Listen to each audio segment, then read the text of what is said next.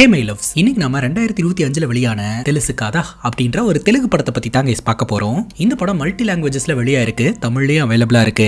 இந்த படம் ரொம்ப இன்ட்ரெஸ்டிங்காவும் இருக்கும், அதே சமயம் ஹார்ட் டச்சிங்காவும் இருக்கும். இந்த படத்தோட ஒன்லைனர் என்னன்னா, நம்ம ஹீரோவான வருணுக்கு சின்ன வயசுல இருந்தே அப்பா அம்மா யாருமே கிடையாதுங்க. தன்னுடைய மிகப்பெரிய கனவே தனக்குன்னு ஒரு குடும்பத்தை உருவாக்கிக்கணும் அப்படின்னு தான் ஒரு பெரிய வீட்டை கட்டி திருமணம் பண்ணிக்கிட்டு ஒரு குழந்தைய பெத்துக்கிட்டு சந்தோஷமா குடும்பத்தோட வாழணும். வருண் பிறக்கும் போதும் வளரும் போதும் இவர் ஒரு அனாதை, ஆனா சாகும் போது தனக்காக ஒரு 4 பேராவது கூட நிக்கணும் அப்படின்னு நினைக்கிறாரு. அதற்காக பொண்ணு பார்க்க ஆரம்பிக்கிறாரு. அஞ்சலி அப்படின்ற ஒரு பொண்ணை திருமணமும் பண்றாரு. அஞ்சலிக்கும் குழந்தை பெத்துக்கணும் அப்படின்னு ரொம்ப ஆசை. அதனாலேயே வருணோடைய வேவ் ஃபார்ம் அஞ்சலி கூட நல்லா மேட்ச் ஆகுது.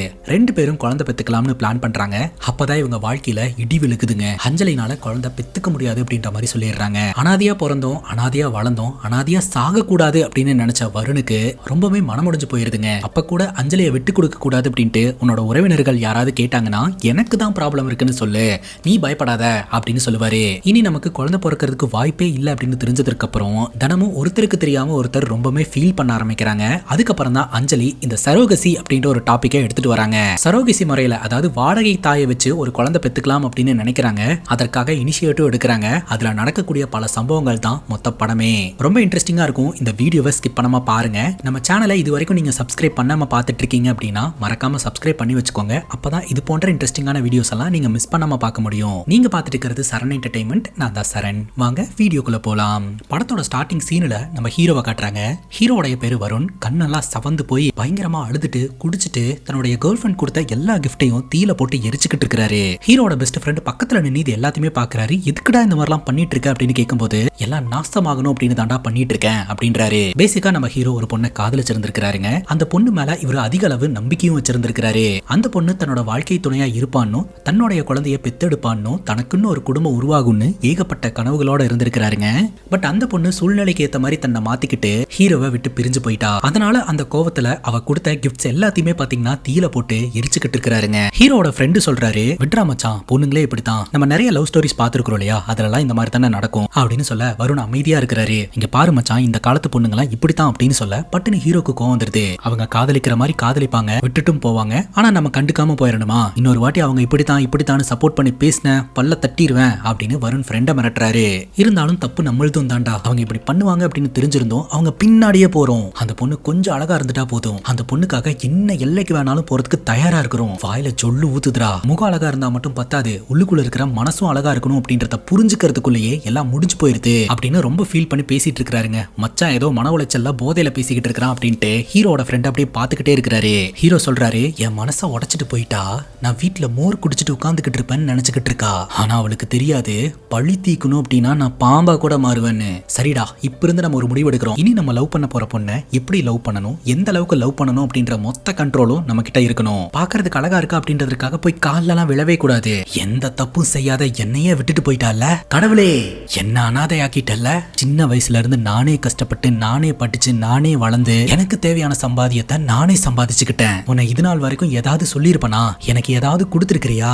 கொடுக்குற மாதிரி கொடுத்துட்டு எந்த தப்பும் செய்யாத என் மனசை உடைச்சிட்டு எல்லாத்தையும் பறிச்சுட்டு போயிட்டா நான் சும்மா இருக்க மாட்டேன். அவளை திரும்பவும் என்கிட்ட வர வச்சு குட்டி போட்ட நாய் மாதிரி என் பின்னாடி சுத்த விடு, அப்படி பண்ணாம விட மாட்டேன் அப்படின்னு சொல்ல, என்னடா பேசிக்கிட்டு இருக்க அப்படின்னு ஃப்ரெண்டு கேக்குறாரு. டேய், ஈஸ்ட்ரோஜனுக்கே இவ்வளவு இருந்துச்சுன்னா டெஸ்டோஸ்டெரோனுக்கு எவ்வளவு இருக்கும் அப்படின்னு தன்னோட கோவத்தை வெளிப்படுத்திக்கிட்டு இருக்காருங்க. ஹீரோட காதல் வாழ்க்கையில என்ன நடந்தது அப்படின்ற டீடைல் இப்போதைக்கு நமக்கு தெரியல.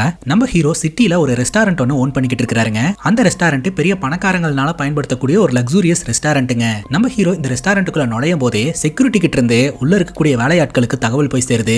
அந்த கிறுக்கன் வந்துகிட்டு இருக்கான், எல்லாரும் சேஃபா இருங்க அப்படின்னு சொல்லிட்டு. ஓனர்னு கூட மரியாதை இல்லாம ஹீரோவை எல்லாரும் கிறுக்கன் அப்படின்ற மாதிரி தான் பாத்துக்கிட்டு இருக்காங்க. ஏன் அப்படின்னு கேட்டீங்கன்னா, வேலையாட்களை இவர் பயங்கரமா சத்தம் போடுவாருங்க, திட்டுவாரு. ஏன்னா எல்லாமே பெர்ஃபெக்ட்டா இருக்கணும் அப்படின்றது இவருடைய மைண்ட் செட்.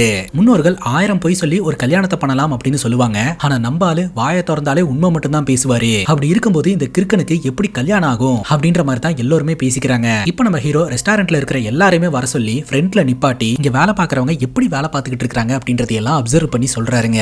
ரிசப்ஷன்ல நிக்கிற பொண்ணு தான் உள்ள வர கஸ்டமர்ஸை வெல்கம் பண்ணி அவங்க டேபிள் வரைக்கும் கைடு பண்ணணும். ஆனா அந்த பொண்ணு பாய் ஃப்ரெண்டு கூட கடலையை போட்டுக்கிட்டு உள்ள வர கஸ்டமர் கிட்ட ரைட்ல போய் லெஃப்ட் போங்க, லெஃப்ட் போய் ஸ்ட்ரைட்டா போங்க அப்படின்ற மாதிரி மட்டுமே சொல்லிடுறா, ஒழுங்கா கைடு பண்ண மாட்டேன்றா. அதனால நான் உன்னை வேலையை விட்டு தூக்குறேன் அப்படின்னு சொல்லிடுறா. அடுத்த ஹவுஸ் கீப்பிங் மேனேஜரை திட்டுறாருங்க. ஒரு கஸ்டமர் டேபிள்ல இருந்து எழுந்து போன உடனே அந்த டேபிளை கிளீன் பண்றதுக்கு 2.5 மினிட்ஸ்க்கு மேல டைம் எடுத்துக்க கூடாது. ஆனா அடுத்த கஸ்டமர் வந்து உட்கார்ந்து 10 நிமிஷத்துக்கு அப்புறம் தான் இவர் போய் கிளீனே ரிசைனே பண்றாரு. சோ அதனால உன்னை நான் வேலை விட்டு தூக்குறேன் அப்படின்னு சொல்லிடுறாரு. அதுக்கப்புறம் செஃப் கிட்ட போயிட்டு நம்ம பிளேட்ல பிரசன்ட் பண்ற ஃபுட் பாக்குறதுக்கு அழகா இருந்தா மட்டும் பத்தாது, டேஸ்டும் இருக்கணும். டேஸ்ட் இல்லைன்னா இந்த டெக்கரேஷன்லாம் பேசவே பேசாது. இந்த டேஸ்ட்டை கொடுக்குற மாதிரி இருந்தா இருங்க அப்படின்ற மாதிரி எல்லாருமே திட்டுறாருங்க. கடைசியா ஒரே ஒரு வாட்டி வார்னிங் கொடுக்குற, ஒழுங்கா ஒர்க் பண்ற மாதிரி இருந்துச்சுன்னா இருங்க, இல்லாட்டி போயிருங்க அப்படின்ற மாதிரி திட்டிடுறாரு. இப்ப எல்லாரும் போனதுக்கு அப்புறம் ஹீரோவோட ஃப்ரெண்டு வந்து சொல்றாரு, காலங்காத்தாலேயே எல்லாரையும் கூப்பிட்டு வச்சு எதுக்குடா இப்படி எல்லாம் திட்டிக்கிட்டு இருக்கிற அப்படின்னு சொல்லிட்டு ஒரு கரெக்டான பாயிண்ட சொல்லுவாருங்க. அதாவது நம்மளை பொறுத்த வரைக்கும் இந்த ரெஸ்டாரண்ட் மட்டும்தான் நமக்கு source of income, primary job.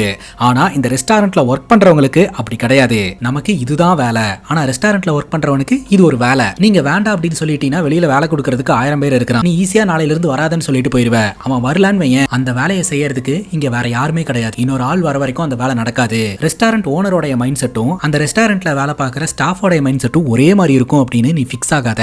அவங்களுக்கு 1000 பிரச்சனைகள் இருக்கும், அதெல்லாம் தாண்டி தான் இங்க வந்து வேலை செய்யறாங்க அப்படின்ற மாதிரி ஃப்ரெண்ட் அட்வைஸ் பண்றாரு. இப்போ நம்ம ஹீரோ திருமணம் பண்றதுக்காக பொண்ணு பார்த்திருக்காருங்க. இப்போ இவர் சூஸ் பண்ணி வச்சிருக்கிற பொண்ணுங்களை எல்லாம் மீட் பண்றதுக்காக ஒரு காஃபி ஷாப்புக்கு போறாரு. முதல்ல இவர் பாக்குற பொண்ணு மங்களகரமா இருக்குதுங்க. கல்யாணத்தை பத்தி உங்களோட ஒப்பீனியன் என்ன அப்படின்னு கேட்கும்போது அந்த பொண்ணு சொல்றா, எப்படா கல்யாணம் பண்ணி அப்பா அம்மாவை கலட்டி விட்டு போவேன்னு இருக்குது. அப்பா அம்மா கிட்ட இருந்து வெளியில வந்தாதான் எனக்கு ஃப்ரீடம் அப்படின்னு சொல்லுது. இந்த பொண்ணு என்னைக்கா இருந்தாலும் நம்மளையும் கழட்டி விட்டுரும் அப்படின்னு சொல்லிட்டு வேற ஒரு பொண்ணை மீட் பண்றாருங்க. அந்த பொண்ணு ஹீரோ பார்க்க வரும்போதே பயங்கரமா ஸ்மோக் பண்ணிக்கிட்டு இருக்கு. அப்ப நீங்க ஸ்மோக் பண்ணுவீங்களா அப்படின்னு சொல்லி கேட்கும்போது, நான் ஸ்மோக் பண்ணுவேன், பண்ணாம இருப்பேன், அது என்னோட விருப்பம், கணவன் இதெல்லாம் கேள்வி கேட்க கூடாது அப்படின்னு அந்த பொண்ணு சொல்றா. சரி கல்யாணம், குழந்தை குட்டி, இதை பத்தி நீங்க என்ன நினைக்கிறீங்க அப்படின்னு சொல்லி கேட்கும்போது, கல்யாணம் பண்ணிப்பேன், ஆனா குழந்தை பெத்துக்கணும் அப்படின்லாம் ஃபோர்ஸ் பண்ணக்கூடாது. அப்படி குழந்தை இம்பார்ட்டன்ட் அப்படின்னா அந்த பையனை தான் குழந்தைய பெத்துக்கணும் அப்படின்ற மாதிரி அந்த பொண்ணு ரொம்ப ரக்கடா பேசுறா. இந்த பொண்ணு நம்ம கனவுகளை எல்லாம் பூர்த்தி பண்ற மாதிரி சத்தியமா இருக்க மாட்டா அப்படின்னு சொல்லிட்டு வேற பொண்ணை பாக்குறதுக்காக போறாரு. அந்த பொண்ணு கூட கொஞ்ச நேரம் பேச ஆரம்பிச்ச உடனே அந்த பொண்ணு சில விஷயங்களை எல்லாம் சொல்ல ஆரம்பிக்கிறா. என்ன பொறுத்த வரைக்கும் நான் ஒரு பொண்ணா அப்படின்னே டவுட்டா இருக்குது. என் பேரண்ட்ஸுக்கும் இதே டவுட் தான் இருக்குது. எனக்கு பசங்கள மாதிரி சுத்தணும், பசங்கள மாதிரி சரக்கு அடிக்கணும், பசங்கள மாதிரி பீர் பாட்டில் ஓபன் பண்ணணும், இந்த மாதிரிலாம் தோணுது அப்படின்னு இந்த மாதிரி சொல்லிக்கிட்டு இருக்கா. எதுக்காக கல்யாணம் பண்றீங்க அப்படின்னு கேட்டா, கல்யாணம் பண்ணாலாது இவ பொண்ணு அப்படின்னு வீட்டுல இருக்கிறவங்க நம்புவாங்களாம், அதுக்காக அப்படின்னு அந்த பொண்ணு சொல்றா. கல்யாணம்ன்ற பேர்ல இந்த பொண்ணு நம்மளை யூஸ் பண்ணிக்க பாக்குது அப்படின்னு சொல்லிட்டு ஹீரோ கடுப்பாய் அந்த இடத்துல இருந்து வந்துடுறாரு. தன்னுடைய நண்பன் கிட்ட போய் இந்த விஷயத்தை எல்லாம் சொல்ல, பார்த்தது 3 பொண்ணுங்க, அது சரியில்லை இது சரியில்லைன்னு சொல்லிட்டு இருக்க, 3 பொண்ணுங்களை மட்டும் பார்த்துட்டு உனக்கு எதுவுமே செட் ஆகாது அப்படின்னு நினைக்காத, பார்த்துட்டே இரு, கண்டிப்பா உனக்கு ஒரு பொண்ணு செட் ஆகும் அப்படின்ற மாதிரி சொல்ல, ஹீரோ சரின்னு கேட்டு அஞ்சலி அப்படின்ற ஒருத்தங்களை மீட் பண்றதுக்காக போறாருங்க.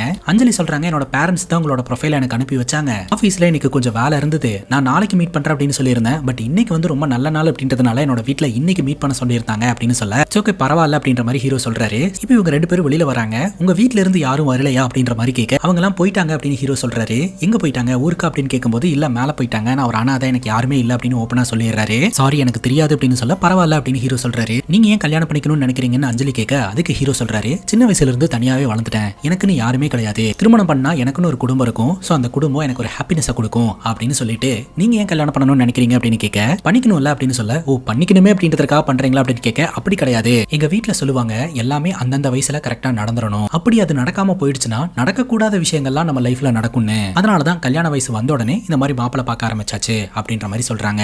சரி ஒருத்தரை பத்தி ஒருத்தர் தெரிஞ்சுக்கலாம் அப்படின்னு சொல்லிட்டு அஞ்சலி கேக்குறாங்க, வருஷத்துக்கு நீங்க எவ்வளவு earn பண்ணுவீங்க அப்படின்ட்டு. ஹீரோ நம்பரா சொல்லாம எவ்வளவு சொத்துக்களை சேர்த்து வச்சிருக்காரு அப்படின்றத சொல்றாரு. அது மட்டும் இல்லாம நான் கல்யாணம் பண்ணிக்க போற பொண்ணுக்கு ரெட் கலர்ல மினி கூப்பர் கார் ஒன்று புக் பண்ணி வச்சிருக்கேன் அப்படின்னு சொல்ல, அஞ்சலி சொல்றாங்க எனக்கு ரெட் ரொம்ப பிடிக்கும் அப்படின்ட்டு. 2 பேரும் நிறைய பேச ஆரம்பிக்கிறாங்க. பேச பேச 2 பேருக்கும் ஒருத்தர் பிடிச்சு போக ஆரம்பிக்குது. ஹீரோ யோசனை பண்றாரு, குழந்தைய பத்தி கேட்கலாமா வேணாமா அப்படின்னு சொல்லிட்டு. ஏன்னா ஹீரோக்கெல்லாம் குழந்தை பெத்துக்கணும்னு ரொம்ப ஆசைங்க, ஏன்னா அப்பதான் ஒரு குடும்பம் முழுமையடையும் அப்படின்ட்டு. பட்டுட்டு அஞ்சலியும் அதே கொஸ்டினை கேட்கறாங்க. 2 பேருமே பாத்தீங்கன்னா குழந்தை பெத்துக்கிறதுல ரொம்பவே ஆர்வமா இருக்காங்கன்றது தெரிஞ்சு போச்சு. ஹீரோ பொறுத்த வரைக்கும் பிறக்கும் போதும் வளரும் போதும் தான் கூட யாருமே இல்ல, ஆனா சாவும் போது தன்னோட ரத்த சொந்தம் அப்படின்னு சொல்லிட்டு ஒரு 4 பேராது தான் சமாதி பக்கத்துல நிக்கணும் அப்படின்ட்டு தாங்க ஆசை. இதையெல்லாம் சொல்லும் போது நம்ம அஞ்சலிக்கும் ஹீரோவை ரொம்பவே பிடிச்சு போயிருது. பேச பேச நம்ம ஹீரோக்கு வெக்கம் வந்துருதுங்க. என்னமோ தெரியலங்க, உங்ககிட்ட பேசும்போது ஒரு மாதிரி நர்வஸா இருக்குது, நம்ம இன்னொரு வாட்டி மீட் பண்ணலாமா அப்படின்னு சொல்லிட்டு அங்கிருந்து எழுந்துடுறாரு. அஞ்சலி கேட்கறாங்க, ஒரு நிமிஷம் இருங்க, நீங்க ஃப்ளர்ட் பண்றீங்களா இல்ல நார்மலா எழுந்திருச்சு போறீங்களா அப்படின்னு கேட்கும்போது, அதுதாங்க எனக்கும் தெரியல அப்படின்ட்டு அந்த இடத்துல இருந்து கிளம்பிடுறாரு. அப்படியே நாட்கள் நகர ஆரம்பிக்குது. 2 பேரும் மீட் பண்ண ஆரம்பிக்கிறாங்க, நிறைய டைம் ஸ்பெண்ட் பண்ண ஆரம்பிக்கிறாங்க. ஹீரோ அவருடைய ரெஸ்டாரண்ட்டுக்கு அஞ்சலியை கூட்டிட்டு வந்து ஃபுல்லா சுத்தி காட்டுறாருங்க. அதுக்கப்புறம் அஞ்சலியோட பெற்றோர்கள் சம்மதத்தோட அஞ்சலிக்கும் நம்ம ஹீரோக்கும் நல்லபடியா திருமணம் நடந்து முடியுது. திருமணம் முடிஞ்ச கையோட நம்ம ஹீரோ தான் தன்னுடைய மனைவி கூட வாழணும்னு ஆசைப்பட்டு கட்டி வச்சிருந்த வீட்டுக்கு கூட்டு போறாரு. அங்க இவங்க 2 பேரும் தங்களோட திருமண வாழ்க்கையை ஸ்டார்ட் பண்றாங்க. ஒரு பெரிய வீடு, அந்த வீட்டுல தன்னுடைய மனைவி, தன்னோட மனைவிக்கு பிடிச்ச ஒரு நாய்க்குட்டி, அப்புறம் நம்ம ஹீரோவோட கையில அவங்களோட குழந்தை அப்படின்னு இப்படி ஒரு வாழ்க்கையை வாழணும் அப்படின்னு சொல்லிட்டு தான் கைஸ் இவர் ஆசைப்பட்டுக்கிட்டு இருக்காரு. திருமணம் ஆன உடனே பாத்தீங்கன்னா இவங்க பேபிக்கு ட்ரை பண்ண ஆரம்பிச்சாங்க. அந்த மந்த் எண்ட்ல டேட் தள்ளி போகுதுங்க. மேபி குழந்தை இருக்கிறதுக்கு வாய்ப்பு இருக்கு அப்படின்னு சொல்லிட்டு ஒரு கைனகாலஜிஸ்ட மீட் பண்றதுக்காக போறாங்க. சோ அவங்க பாத்தீங்கன்னா மெடிக்கல் ரீதியா சில செக்அப் எல்லாம் பண்ண ஆரம்பிக்கிறாங்க. பாசிட்டிவ் நியூஸ் வரும் அப்படின்னு சொல்லிட்டு நம்ம அஞ்சலியும் சரி ஹீரோ ஹீரோவும் ரொம்ப எதிர்பார்ப்போட காத்துக்கிட்டு இருக்காங்க. திரும்ப திரும்ப அந்த டாக்டர் செக் பண்ண ஆரம்பிக்கிறாங்க. அப்பவே தெரிஞ்சு போச்சு சம்திங் ராங் அப்படின்ட்டு. அந்த டாக்டர் பாத்தீங்கன்னா சொல்றதுக்கு ரொம்பவே தயங்குறாங்க. பட்டுன்னு நம்ம ஹீரோவே கேட்டுறாரு, எங்கனால குழந்தை பெத்துக்க முடியாது அப்படின்ட்டு. பட்டுன்னு டாக்டர் உண்மை சொல்லிடுறாங்க, ஆமாங்க உங்க மனைவினால குழந்தை பெத்துக்க முடியாது அப்படின்ட்டு. ஏன் என்னாச்சு அப்படின்னு சொல்லி கேட்கும்போது, அஞ்சலியோட உடம்புல ஃபெலோப்பியன் டியூப்ல பாத்தீங்கன்னா ஒரு பிளாக் இருக்கான். சோ அந்த பிளாக் வந்து கரு உருவாகிறத தடுக்குது. அந்த பிளாக்கை எடுக்கிறதுல நிறைய ரிஸ்க் இருக்கான். அது மட்டும் இல்லாம PCOS இருக்கு அப்படின்ற மாதிரி சொல்றாங்க. சரி, இந்த ப்ராப்ளத்தை எல்லாம் கடந்து சப்போஸ் நம்ம அஞ்சலி பிரெக்னென்ட் ஆனாலும் அந்த குழந்தைய கேரி பண்ற லெவலுக்கு அவங்களால முடியாது, குழந்தை அபார்ட் ஆகிறதுக்கு நிறைய சான்ஸ் இருக்கு அப்படின்னு சொல்லிட்டு டாக்டர் ரிப்போர்ட்டை கொடுக்குறாங்க. இதை கேட்டதும் இவங்க ரெண்டு பேருக்குமே ரொம்பவே அதிர்ச்சியா இருக்குதுங்க. ஹீரோவை பொறுத்த வரைக்கும் நம்ம ஒரு ஃபேமிலி ஆகணும் அப்படின்னு ஆசைப்பட்டாரு, இது நடக்காது அப்படின்னு நினைச்சு ஃபீல் பண்றாரு. அஞ்சலியை பொறுத்த வரைக்கும் எல்லோருமே இனிமேல் நம்மள மலடின்னு தான் கூப்பிடுவாங்க அப்படின்னு சொல்லி ஃபீல் பண்றாங்க. அப்ப நம்ம ஹீரோ சொல்றாரு, அப்படியெல்லாம் நீ ஒன்னும் ஃபீல் பண்ண தேவையில்ல, யாராவது கேட்டாங்கன்னா எனக்கு ப்ராப்ளம் இருக்கு அப்படின்னு சொல்லு, யாரு என்ன என்ன சொன்னாலும் அதை நான் பாத்துக்கிறேன் அப்படின்னு இவர் நார்மலா பதில் சொல்றாரு. ஆனா நம்ம அஞ்சலி இனிமேல் நமக்கு குழந்தை பிறக்காது அப்படின்றத நினைச்சுதான் இவங்க கண் கலங்குறாங்க அப்படின்றத ஹீரோ புரிஞ்சுட்டு அதுக்கப்புறம் கட்டி பிடிச்சு சமாதானப்படுத்துறாரு. அதுக்கப்புறம் ஹீரோ வீட்டுக்கு போயிட்டு கண்ணாடி முன்னாடி நின்னுட்டு பயங்கரமா ஸ்மோக் பண்றாருங்க. கண்ணெல்லாம் சவந்து போய் கிடக்குது. நீ எந்த மாதிரியான ஒரு லைஃப் வேணும்னு ஆசைப்பட்டியோ அந்த மாதிரியான லைஃப் உனக்கு கிடைக்காது அப்படின்னு சொல்லி அழுவுறாருங்க. வீட்டுக்குள்ள புகைப்பிடிக்கிற மாதிரியான ஸ்மெல் வருது, எங்கிருந்து வருது ஸ்மெல் அப்படின்னு சொல்லிட்டு பாத்ரூம்குள்ள வந்து பார்க்கும்போது ஹீரோ தான் தம் அடிச்சுக்கிட்டு இருப்பாரு. ஹீரோ ஸ்மோக் பண்றதெல்லாம் விட்டுட்டாருங்க. இப்ப மறுபடியும் இந்த ஒரு இன்ஸ்டன்ட்க்கு அப்புறம் கண்டினியூ பண்றாரு அப்படின்னு சொல்லிட்டு ஹீரோனுக்கு கஷ்டமா இருக்குது. ஆனா நம்ம ஹீரோ பாத்தீங்கன்னா அஞ்சலி கிட்ட நீ போ அப்படின்னு சொல்லிட்டு இவர் தொடர்ந்து ஸ்மோக் பண்றாரு. அதுக்கப்புறம் பெட்ரூமுக்குள்ள வந்து பார்க்கும்போது அஞ்சலியும் கதறி அழுதுகிட்டு இருப்பாங்க. அதுக்கப்புறம் சரி விடு, இதுதான் விதி அப்படின்னு சொல்லிட்டு இவங்க இந்த வாழ்க்கையை வாழ ஆரம்பிக்கிறாங்க. அஞ்சலி பாத்தீங்கன்னா எப்படியாவது ஒரு குழந்தை பெத்துக்கணும் அப்படின்னு நினைக்கிறாங்க. அதனால பிரெக்னன்சி காம்ப்ளிகேஷன்ஸ் எல்லாம் இருக்கிறவங்களுக்கு ஒரு கவுன்சிலிங் வைக்கிறாங்க. சோ அந்த கவுன்சிலிங்ல கலந்துக்கிறதுக்காக அஞ்சலி போக அப்பதான் அங்க இருக்கக்கூடிய டாக்டர் ராகா சரோகசி அப்படின்ற விஷயத்தை பத்தி எக்ஸ்பிளைன் பண்ணிக்கிட்டு இருப்பாங்க. சரோகசி அப்படின்ற விஷயம் வந்து முன்னொரு காலத்துல யாருக்குமே தெரியாம இருந்தது. அப்புறம் அந்த நட்சத்திர தம்பதிகள் சரோகசி முறையில குழந்தை பெத்துக்கிட்டதுக்கு அப்புறம் தான் சரோகசி அப்படின்ற ஒரு விஷயமே இருக்கு அப்படின்னு இங்க நிறைய பேருக்கு தெரிய வந்தது. அந்த வகையில நம்ம அஞ்சலியும் பாத்தீங்கன்னா சரோகசியை பத்தி நிறைய தெரிஞ்சுக்கிறாங்க. அதாவது வாடகை தாய் மூலமா தம்பதியினர்களுடைய எஃகு மற்றும் உயிரணுக்களை வச்சு குழந்தையை உருவாக்க முடியும் அப்படின்ட்டு. இந்த மாதிரி பிரெக்னன்சி காம்ப்ளிகேஷன்ஸ் இருக்கிற தம்பதிங்க இந்த ஒரு விஷயத்தை தேர்ந்தெடுத்து குழந்தை பெத்துக்கிட்டு இப்ப சந்தோஷமான வாழ்க்கையை வாழ்ந்துட்டு இருக்காங்க அப்படின்னு சொல்லி சில போட்டோஸ் எல்லாத்தையுமே காட்டுறாங்க. அதெல்லாம் பார்க்கும்போது நம்ம அஞ்சலிக்கு நம்பிக்கை வருது. அந்த கவுன்சிலிங் செஷன் முடிஞ்ச உடனே டாக்டர் ராகாவை மீட் பண்றதுக்காக அஞ்சலி போறாங்க. உங்களை எங்கேயோ நான் பார்த்த மாதிரி இருக்குது, இதுக்கு முன்னாடி நம்ம மீட் பண்ணியிருக்கிறோமா அப்படின்னு கேட்க இல்ல அப்படின்ற மாதிரி சொல்றாங்க.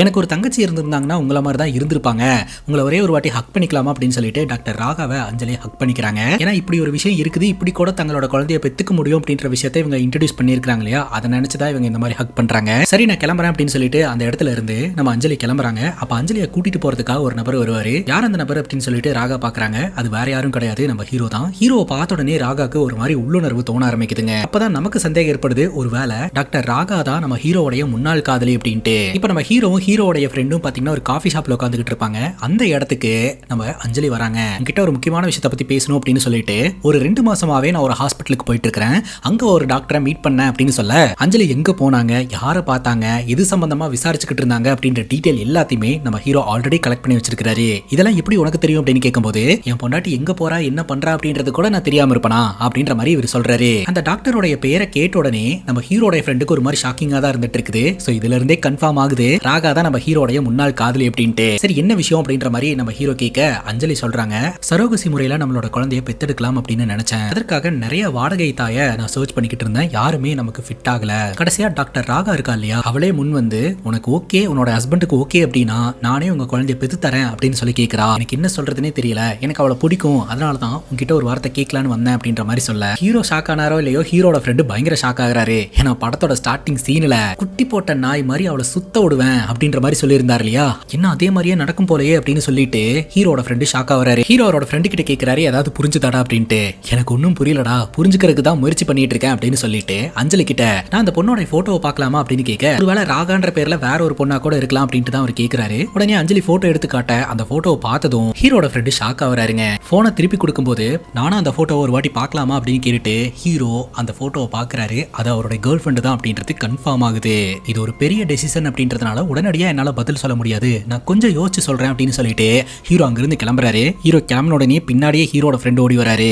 ஏண்டா கிட்டத்தட்ட 2 மாசமா உன்னோட எக்ஸ் கேர்ள் ஃப்ரெண்டு கிட்ட தான் உன்னோட பொண்டாட்டி ட்ரீட்மெண்ட்டுக்காக போயிட்டு வந்துட்டு இருந்திருக்கிறா அப்படின்றத தெரிஞ்சும் ஏன்டா பார்க்க விட்ட அப்படின்னு கேட்க, என்னுடைய மனைவி என்னோட எக்ஸ் கேர்ள் ஃப்ரெண்டு கிட்ட ட்ரீட்மெண்ட்டுக்கு போறதுல எனக்கு எந்த பிரச்சனையும் கிடையாது. அதே சமயம் உனக்கே தெரியும் நான் லைஃப்ல ரொம்ப ரேரா தான் ஷாக் ஆவேன். ஆனா இப்ப அஞ்சலி சொன்ன இந்த ஒரு விஷயம், அதாவது எங்களோட குழந்தைய அவ பெத்து தரதுக்கு தயாரா இருக்கிறா அப்படின்ற விஷயத்த சொன்னதுக்கு அப்புறம் இந்த ஒரு ஷாக் எனக்கு ஒரு வித்தியாசமான ஒரு உணர்வை கொடுக்குது. அதனால நீ இப்ப அஞ்சலியை கொண்டு போய் வீட்டுல டிராப் பண்ணிரு, நான் என்னுடைய பழைய ஞாபகங்களை எல்லாம் கொஞ்சம் கிளறி பார்த்துட்டு வந்துடுறேன் அப்படின்னு சொல்லிட்டு அங்கிருந்து கிளம்புறாரு. நம்ம ஹீரோ மற்றும் ராகா இவங்க ரெண்டு பேருத்தோடைய லவ் ஸ்டோரியை நம்ம கிட்ட காட்ட ஆரம்பிக்கிறாங்க. இவங்க ரெண்டு பேருமே நீண்ட நாட்களாவே ரிலேஷன்ஷிப்ல இருந்துட்டு இருக்காங்க. ஒரு நாள் பாத்தீங்கன்னா நம்ம ஹீரோ ராகா வீட்டுல இருக்கும்போது சிவரேறி குதிச்சு வீட்டுக்குள்ள போறாருங்க. ராகா கூட ஜாலியா டைம் ஸ்பெண்ட் பண்ணிட்டு இருக்காரு. அந்த டைம்ல கூட பாத்தீங்கன்னா இப்ப அவருக்கு என்ன கனவு இருக்குதோ அதே கனவு தான் அப்பவும் இருந்திருக்குது. ராகாவை கல்யாணம் பண்ணணும், குழந்தை பெத்துக்கணும், ஹாப்பி ஃபேமிலியா இருக்கணும் அப்படின்ட்டு. ஆனா ராகா பாத்தீங்கன்னா அந்த கமிட்மெண்ட்டுக்கெல்லாம் தயாரா இல்ல. நம்ம இப்ப ஹாப்பியா தான் இருக்கிறோம், இப்படியே இருந்துடலாம் அப்படின்ற மாதிரி தான் சொல்லிக்கிட்டு இருப்பா. பேசிக்கா இந்த கல்யாணம் அப்படின்ற கமிட்மெண்ட் எல்லாம் எனக்கு செட்டே ஆகாது அப்படின்ற மாதிரியான மைண்ட் செட்ல தான் கைஸ் இருந்துகிட்டு இருப்பா. பட் அப்போ இவருக்கு தெளிவா ஏறாது. இவர் ஒரு ஜாலியான பையனா தானே இருந்தாரு. சோ எப்போதுமே ரொமான்ஸ் பண்ணிக்கிட்டு ஜாலியா ஹாப்பியா இருந்துகிட்டு இருப்பாங்க. வீட்டுல ராகாவோட அப்பா அம்மா பெட்ரூம்ல உட்காந்து பேசிக்கிட்டு இருப்பாங்க. டோரு ஜன்னல் எல்லாத்தையுமே பக்காவா லாக் பண்ணியாச்சு இல்லையா, இந்த ஏரியால திருட்டு பசங்க ஜாஸ்தி ஆயிட்டாங்க அப்படின்னு சொல்ல, அதுக்கு ராகாவோட அம்மா சொல்லுவாங்க நம்ம வீட்டுல இருக்கக்கூடிய ப்ரொடெக்ஷனுக்கு ஒரு கொசு கூட உள்ள நுழையாது அப்படின்ட்டு. ஆனா அசால்ட்டா நம்ம ஹீரோ அவங்க வீட்டுக்குள்ள நுழைஞ்சு ராகாவோட பெட்ரூம்குள்ளேயே ரொமான்ஸ் பண்ணிக்கிட்டு இருப்பாரு. அப்படியே ரெண்டு பேரும் ஜாலியா லவ் பண்ணிக்கிட்டு இருப்பாங்க. அப்ப கூட பாத்தீங்கன்னா நம்ம ஹீரோ அடிக்கடி சொல்லுவாரு என்னோட குழந்தைய நீ பெத்து தருவ, நம்ம ஹாப்பி ஃபேமிலியா இருப்போம் அப்படின்ட்டு. அதையும் பார்க்கலாம் அப்படின்ற மாதிரி சொல்லிட்டு ராகா போயிருவாங்க. சார் ராகாக்கு இதெல்லாம் இன்ட்ரெஸ்டே இல்லை அப்படின்றத அப்பப்போ வெளிப்படுத்திக்கிட்டே இருப்பாங்க. ஆனா அது ஹீரோக்கு புரியாது. கடைசியில ஒரு நாள் கழட்டி விட்டு போயிட்டாங்க போல. அதைத்தான் படத்தோட ஸ்டார்டிங் சீன்ல புலம்புறதெல்லாம் பார்த்திருப்போம். என்னை ஆகாது அப்படின்னு சொல்லி கழட்டி விட்டுட்டு போனவ என் குழந்தைய சுமக்கிற அப்படின்னு சொல்றா அப்படின்னு சொல்லிட்டு இப்போ நம்ம ஹீரோ ராகாவை மீட் பண்றதுக்காக வராரு. ராகா முன்னாடி ஒரு ஆட்டிடியூடோட தான் போய் நிக்கிறாரு. அஞ்சலி கிட்ட சொன்னையாமாவே எங்க குழந்தைய நீ பெத்து தர அப்படின்ட்டு. உண்மையா அப்படின்னு கேட்க, ஆமா வருண், அன்னைக்கு நான் ஒரு தப்பு பண்ணிட்டேன். அந்த தப்பு பண்ணதுல இருந்து என்னால நிம்மதியா தூங்க முடியல, ஹாப்பியா இருக்க முடியல. அதே சமயம் உன்னையும் ரொம்ப மோசமா ஹர்ட் பண்ணிட்டேன். இப்ப கடவுளே ஒரு செகண்ட் சான்ஸை கொடுத்திருக்காரு. இந்த செகண்ட் சான்ஸை பயன்படுத்தி நான் இந்த ஒரு விஷயத்த பண்ணனேன் அப்படின்னா என்னோட லைஃப் ஹாப்பியா இருக்கும் அப்படின்னு நம்புறேன் அப்படின்ற மாதிரி இவ சொல்லுவா. சரி அப்ப இதெல்லாமே உன்னோட ஹாப்பினஸ்க்காக தான் பண்றியா அப்படின்னு கேட்கும்போது அதுக்கு இந்த ராகா சொல்றா எனக்காக மட்டும் கிடையாது, உன்னோட மனைவி அஞ்சலிக்காகவும் தான். சரோகசி பண்றதுக்காக நிறைய பெண்களை நாங்க பார்த்தோம், யாரோட ப்ரொஃபைலுமே மேட்ச் ஆகல. இதனால அஞ்சலி ரொம்பவே மன உளைச்சல்ல இருந்தா. ஆக்சுவலா வருணுக்கு அப்பாவாகிற எல்லா தகுதியும் இருக்கு, மெடிக்கல் ரீதியாவும் சரி மனதளவுலையும் சரி. ஆனா அவனுக்கு அந்த வாய்ப்பை என்னால தர முடியலையே அப்படின்னு சொல்லிட்டு எனக்கு ரொம்ப கஷ்டமா இருக்கு அப்படின்னு ஃபீல் பண்ணிட்டு இருப்பாங்க. ஆரம்பத்துல அஞ்சலி கவுன்சிலிங்காக தான் ராகாவை பாக்குறதுக்காக வந்திருப்பாங்க. ஆனா காலப்போக்கில் அஞ்சலியும் ராகாவும் பெஸ்ட் ஃப்ரெண்ட்ஸ் ஆயிட்டாங்க. அதனால தனக்காகவும் தன்னோட ஃப்ரெண்டுக்காகவும் உதவி செய்யணும் அப்படின்னு சொல்லிட்டு தான் ராகா நினைக்கிறதா சொல்றா. அட்டா என்னோட ஹாப்பினஸுக்காக நீ ரிஸ்க் எடுக்கிறியா, என்னோட ஹாப்பினஸுக்காக நீ ஏன் ஸ்ட்ரெஸ் எடுக்கணும், உண்மையான காரணத்தை சொல்லு அப்படின்னு சொல்ல, நம்ம தான் அப்படின்ற மாதிரி சொல்ல, நம்ம அப்படின்ற கான்செப்டே கிடையாது இங்க நான் மட்டும்தான் அப்படின்னு சொல்லிட்டு ஹீரோ ஒரு கதையை நினைச்சு பாக்குறாருங்க. இவங்க காதலிச்சிட்டு இருந்த அந்த டைம்லயே பாத்தீங்கன்னா ஃப்ரெண்ட்ஸ் கிட்ட எல்லாம் வந்து ஹீரோவை வெறும் ஃப்ரெண்டுன்னு மட்டும் தான் ராகா இன்ட்ரோ பண்ணி வைப்பாங்க. அதை தாண்டி எதுவுமே சொல்ல மாட்டாங்க. ஃப்ரெண்ட்ஸ் எல்லாம் வரும்போது நம்ம ஹீரோவை ஒதுக்கி தான் வச்சுக்கிட்டு இருப்பாங்க. ஹீரோ மட்டும் தான் பாத்தீங்கன்னா ராகா மேல அளவு கடந்த அன்பை வச்சுக்கிட்டு காதலை வெளிப்படுத்திக்கிட்டு சுத்திக்கிட்டு இருப்பாரே தவிர ராகா பாத்தீங்கன்னா ஜஸ்ட் டைம் பாஸுக்காக ஹீரோ கூட சுத்திக்கிட்டு இருக்கிற மாதிரி தான் இருக்கும். ஆனா இதெல்லாம் ஹீரோட மண்டையில அந்த டைம்ல ஏறிச்சா அப்படின்னு கேட்டீங்கன்னா கிடையாது.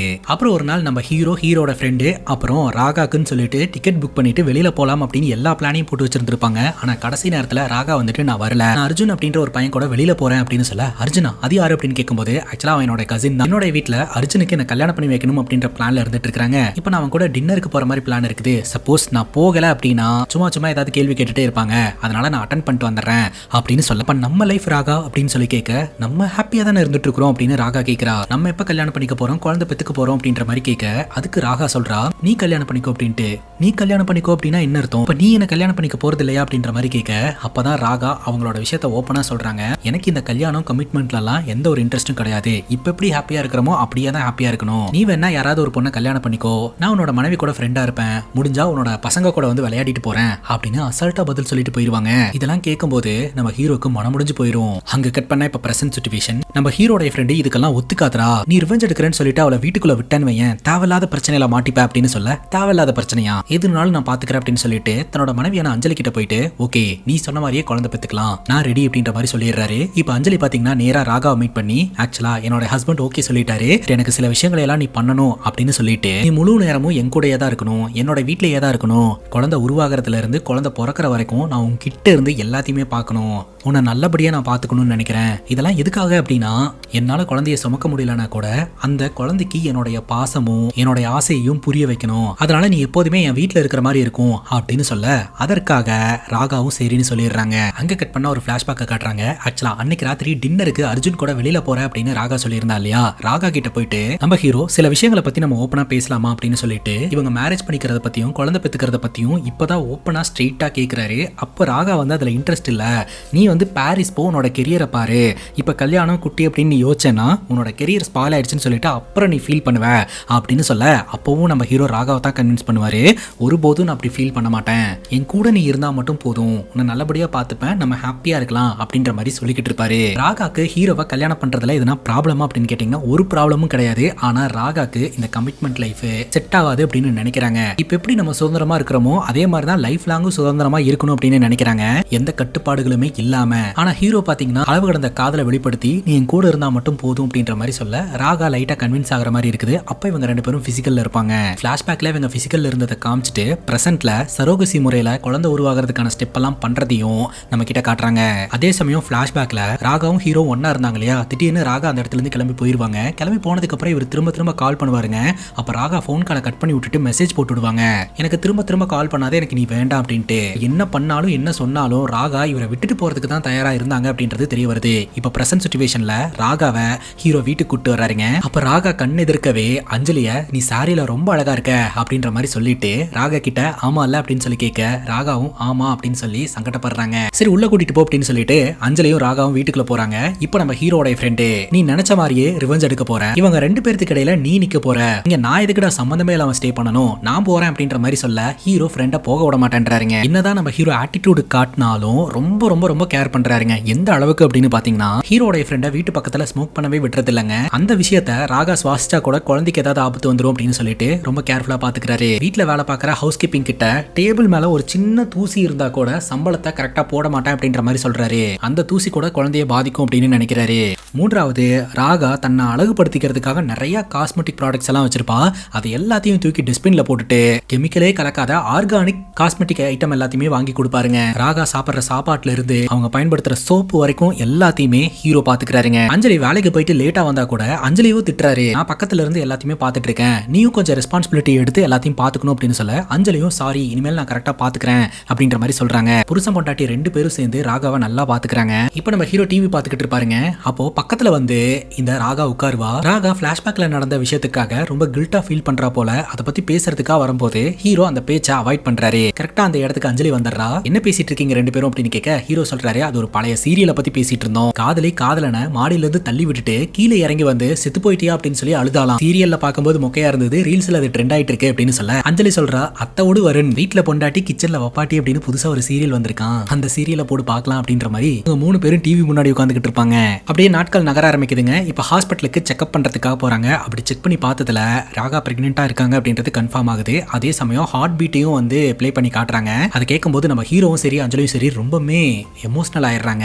அந்த ஹார்ட் பீட்டை பாத்தீங்கன்னா இவர் ரெக்கார்ட் பண்ணிட்டு வந்து வீட்டுல தன்னோட ஃப்ரெண்டு கிட்ட போட்டு காட்டிட்டு இருப்பாரு. ஃப்ரெண்டும் பாத்தீங்கன்னா ரொம்ப சந்தோஷப்படுவாரு. அந்த நேரம் பார்த்து அஞ்சலி வீட்டுக்கு வருவா. அஞ்சலி கிட்ட ஹீரோ சொல்லுவாரு, என்னையும் ராகாவை பத்தி உங்ககிட்ட சில விஷயங்கள் சொல்ல வேண்டியது இருக்கு அப்படின்ட்டு. அப்படியா என்ன அப்படின்னு சொல்லி கேட்க வா அப்படின்னு சொல்லி கூட்டிட்டு போய் உட்கார வச்சு நானும் ராகாவும் முன்னாடி லவ் பண்ணிக்கிட்டு இருந்தோம் அப்படின்னு சொல்ல நம்ம ஹீரோனுக்கு தூக்கி வாரி போட்டுருது. என்ன உளர்ற அப்படின்ற மாதிரி கேட்க ஆமா என்னுடைய எக்ஸ் கேர்ள் ஃப்ரெண்டு தான் இந்த ராகா அப்படின்னு சொல்ல இவ்வளவு நாள் இதை பத்தி என்கிட்ட சொல்லாம இப்ப சொல்ற அப்படின்னு சொல்லி கேள்வி கேட்க அதுக்கு நம்ம ஹீரோ சொல்றாரு, ஆக்சுவலா இவ தான் நம்ம குழந்தையை பெத்தெடுக்கிறதுக்கு கரெக்டான ஒரு ஆளு, அதனாலதான் நான் சொல்லாம இருந்தேன், முன்னாடியே நான் இதை சொல்லியிருந்தேன்னா இவளை நீ சரோகசி மதரா தேர்ந்தெடுத்திருந்திருக்க மாட்ட அப்படின்ற மாதிரி ஹீரோ சொல்றாரு. சரி உங்க ரெண்டு பேர்த்தோட லவ் மேட்டர் காலேஜ் டைம்ல எப்படி இருந்தது அப்படின்ற மாதிரி கேட்க அது ஒன்னும் சீரியஸ் ரிலேஷன்ஷிப் எல்லாம் இல்ல, வெறும் டைம் பாஸ் அப்படின்ற மாதிரி ஹீரோ சொல்றாரு. ஏன்னா டைம் பாஸ் ஆதானே ராகா வந்து பார்த்தா அதை தான் ஹீரோ குத்தி காட்டுறாரு. இப்போ உங்க ரெண்டு பேர்த்துக்கும் ஃபீலிங் இருக்கா அப்படின்னு அஞ்சலி கேட்க ஹீரோ சொல்றாரு, எனக்கு எந்த ஃபீலிங் இல்ல, நான் மூவ் ஆனிட்டேன், அவளை பத்தி எனக்கு தெரியாது அப்படின்றாரு. நீங்க ரெண்டு பேரும் சேர்ந்து என்னை ஏமாத்தி முதுகுல குத்திட்டீங்கல்ல அப்படின்னு கேட்க இந்த விஷயத்த நான் உங்ககிட்ட சொல்லும் போது கண்டிப்பா நீ உடனே புரிஞ்சுக்க மாட்டேன், உனக்கான டைம் தேவைப்படுன்னு எனக்கு நல்லாவே தெரியும், உனக்கான டைம் எடுத்துக்கோ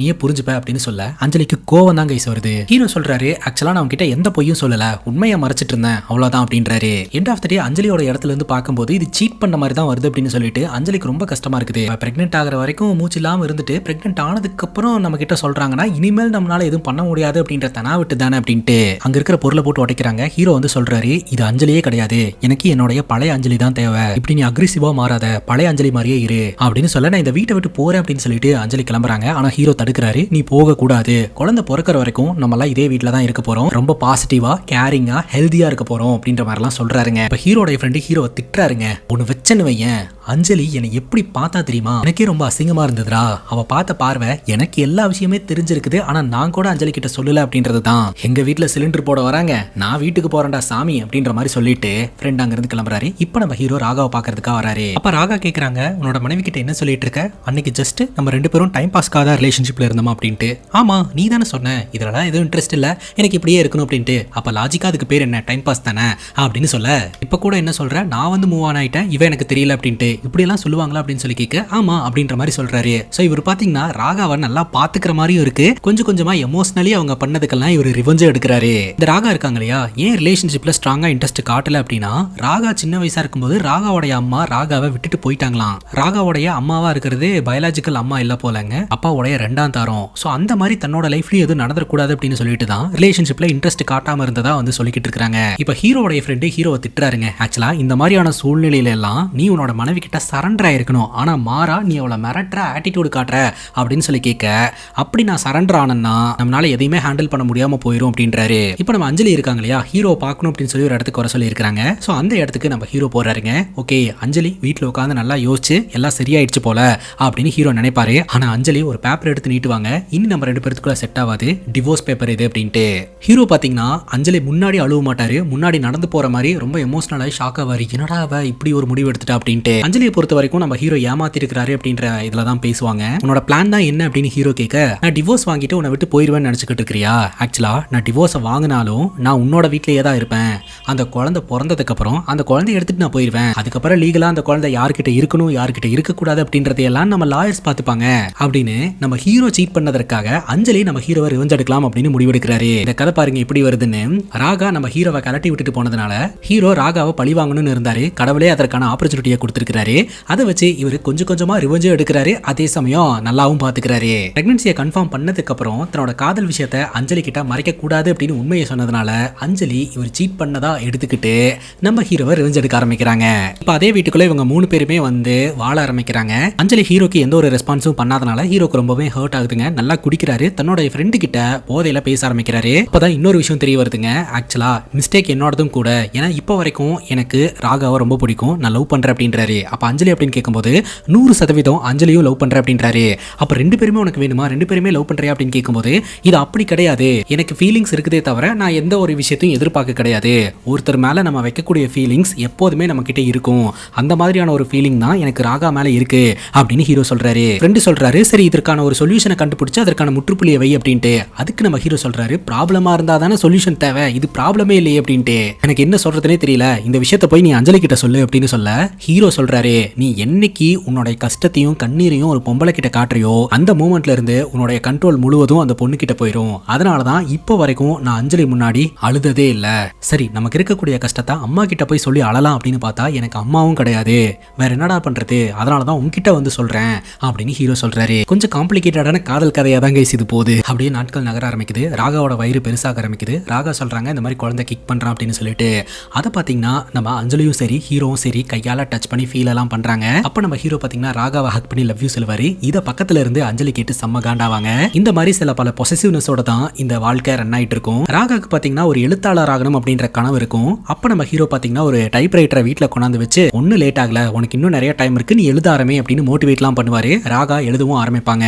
அதுக்கப்புறம் ராகா அவங்க ரூம்குள்ள இருந்து பழைய போட்டோஸ் எல்லாம் எடுத்து பார்த்துட்டு இருப்பாங்க. சோ இவங்க காலேஜ் டைம்ல லவ் பண்ணிருப்பாங்க இல்லையா, அந்த போட்டோ எல்லாம் இருக்கும். அப்ப ரூமுக்கு நம்ம ஹீரோ வருவாருங்க. ஹீரோ பாத்தீங்கன்னா ராகா கிட்ட சாரி சொல்லுவாரு. எதுக்கு அப்படின்னு சொல்லி கேட்கும்போது, ஆக்சுவலா ஆரம்பத்துல நீ இந்த வீட்டுக்குள்ள வரும்போது நான் உன்னை ரொம்ப ரூடா வந்து நடத்திட்டேன், உன்னை வந்து நான் ஒழுங்காவே ட்ரீட் பண்ணல, பட் நீ வந்து என்னோட குழந்தைய சுமந்துகிட்டு இருக்கேன், உன்னை கஷ்டப்படுத்தினதுக்கு சாரி அப்படின்றது. அதுக்கப்புறம் இவங்க ரெண்டு பேரும் அந்த பெட்ரூம்குள்ள பெட்ல உட்காந்துக்கிட்டு இருப்பாங்க. ரெண்டு பேரோட கையும் பிடிச்சிருக்கும். சோ இது எல்லாத்தையுமே ஒளிஞ்சிருந்து நம்ம அஞ்சலி பாத்துக்கிட்டு இருப்பாங்க. பட்டு ஹீரோ சொல்லிடுவாரு, நீ ஒளிஞ்சிருந்து பார்க்கணுன்ற அவசியமே இல்லை அஞ்சலி, நீ உள்ள வரலாம், இது உன்னுடைய வீடு, ஆக்சுவலா நாங்க எந்த ஒரு தப்பும் செய்ய கிடையாது, தப்பு செய்யணும்னு நினைச்சிருந்தா நீ காலையில இருந்து ராத்திரி வரைக்கும் வேலைக்கு போயிடுற, அப்ப நாங்க ரெண்டு பேர் மட்டும் தான் வீட்டுல இருப்போம், என்ன வேணாலும் நடக்கலாம், நீ எங்களை சந்தேகப்படணும்னு அவசியம் இல்ல அப்படின்ற மாதிரி சொல்லிடுறாரு. அதுக்கப்புறம் இந்த வளைகாப்பு ஃபங்க்ஷன் ஒன்று ஏற்பாடு பண்றாங்க கைஸ். அந்த ஃபங்க்ஷன்ல பாத்தீங்கன்னா நம்ம அஞ்சலி என்ன பண்றாங்கன்னா ஹீரோவை ரிவெஞ்ச் எடுக்கணும்ட்டு தன்னோட பாட்டி கிட்ட ஹீரோக்கு குறை இருக்கு அப்படின்ற மாதிரி சொல்லிடுறாங்க. பாட்டியும் பாத்தீங்கன்னா ஹீரோவை பார்க்கும் போதெல்லாம் உனக்கு குறை இருக்கு, இதை பண்ணு சரியாயிரும், அதை பண்ணு சரியாயிரும் அப்படின்ற மாதிரி சொல்லிக்கிட்டே இருப்பாங்க. இது ஹீரோக்கு ரொம்பவே இரிட்டேட் ஆகும்.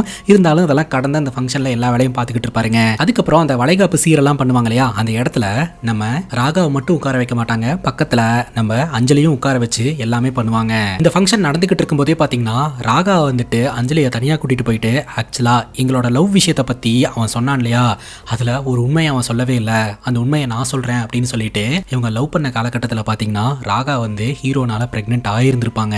இது அவங்க பேரண்ட்ஸ் மூலமா நம்ம ஹீரோக்கு தெரிய வரும். இதை பார்த்து ஹீரோ ஷாக் ஆக மாட்டாருங்க. ரிங்கு வாங்கிட்டு நேரா தன்னோட காதலியை பார்க்கறதுக்காக வீட்டுக்குள்ள போவாரு. தான் நினைச்ச மாதிரியே ராகாக்கு குழந்தை பிறக்க போது இவங்க ஹாப்பி ஃபேமிலியா இருக்க போறாங்கன்ட்டு. ஆனா இவர் போய் பார்க்கும்போது ராகா ஹீரோ கிட்ட கேட்காமே அபார்ட் பண்ணி வச்சிருந்திருப்பாங்க. எனக்கு இந்த கமிட்மெண்ட் லைஃப் இதெல்லாம் செட் ஆகாது அப்படின்னு சொல்லிட்டு இதை கேட்டதும் ஹீரோ ரொம்பவே மனமுடிஞ்சு போயிருவாருங்க. இவ்வளவு மோசமான ஒரு டிசிஷன் எடுத்திருக்கா அப்படின்னு சொல்லிட்டு ரொம்ப அழுவாருங்க. அதுக்கப்புறம் தான் ராகா மேல வெறுப்பு ஏற்பட்டு இருந்திருக்குது. ராகாவும் ஹீரோ விட்டுட்டு போயிட்டா. படத்தோட ஸ்டார்டிங் சீன்ல ராகா கொடுத்த கிஃப்ட்ஸ் எல்லாத்தையுமே நெருப்புல போட்டு எரிச்சிட்டு போதையில திட்டி தீர்த்து இருந்திருப்பாரு. இந்த விஷயத்தையெல்லாம் தெரிஞ்சுக்கிட்ட அஞ்சலி பாத்தீங்கன்னா அந்த ஃபங்க்ஷன்ல வச்சு ஹீரோ கிட்ட கேள்வி கேட்க எல்லாருமே பயங்கர ஷாக் ஆவாங்க.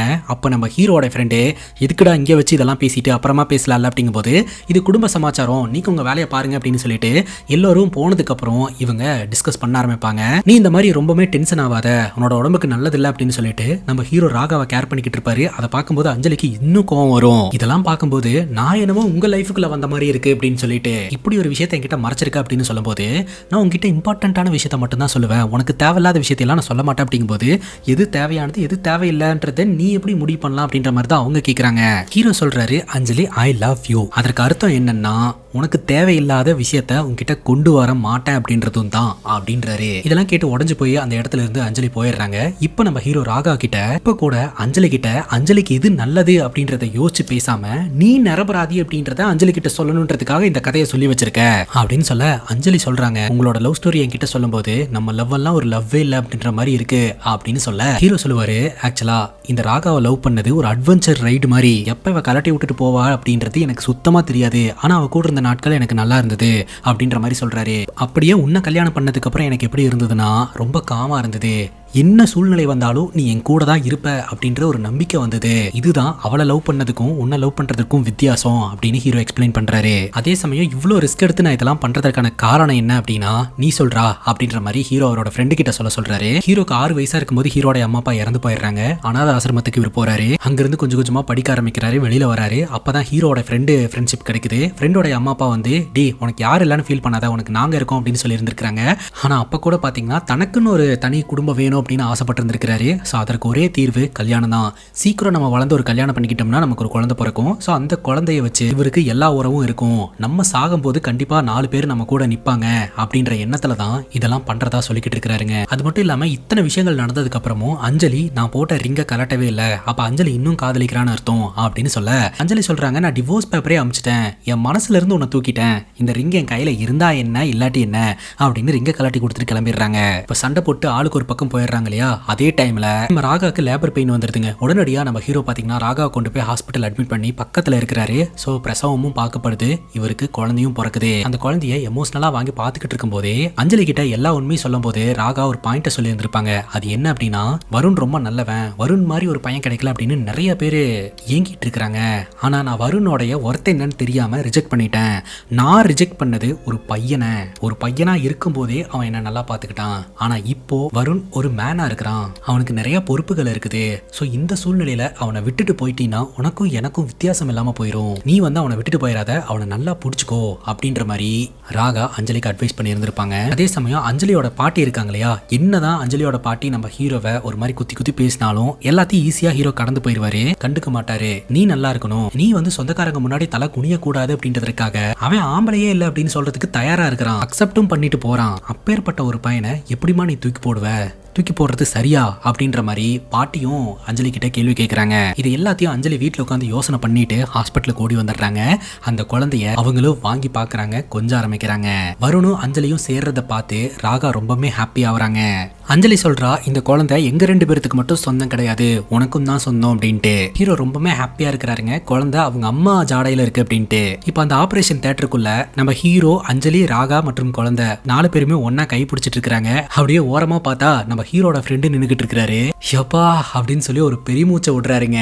இப்போ நம்ம ஹீரோவும் ஃப்ரெண்டு வெளியில வராங்க. அப்ப ஹீரோடைய ஃப்ரெண்டு கேக்குறாரு, பக்கவா பிளான் பண்ணி நீ நினைச்சதை அடைஞ்சிட்டல்ல, சக்சஸையும் பார்த்துட்டல்ல, எப்படிரா கொஞ்சம் கூட மாட்டாம பெருசா சண்டை சச்சரவு ஆகாம கண்ணீர் விடாம எப்படா அவ்வளவு கான்பிடென்ட்டோட இதெல்லாம் பண்ணி முடிச்ச, எங்க இருந்துடா அந்த கான்பிடென்ட் வந்துச்சு அப்படின்னு கேட்க, அதுக்கு ஹீரோ சொல்றாரு, see it's very simple, ஈஸ்ட்ரோஜனுக்கே எவ்வளவு இருந்தா டெஸ்டோஸ்டெரோனுக்கு எவ்வளவு இருக்கும் அப்படின்னு சொல்லி இந்த படத்தை முடிக்கிறாங்க. இந்த படத்தை பத்தி நீங்க என்ன நினைக்கிறீங்க அப்படின்னு உங்களுடைய கருத்தை கமெண்ட் செக்ஷன்ல பதிவு பண்ணுங்க. அண்ட் இதே மாதிரி வேற எதனா படத்தை பத்தி பேசணும் அப்படின்னு நினைச்சீங்கன்னா படத்துடைய பேரை கமெண்ட் செக்ஷன்ல சொல்லுங்க. இதே மாதிரி வேற ஒரு நல்ல வீடியோல வந்து சந்திக்கிறேன். Love you guys, take care and cheers.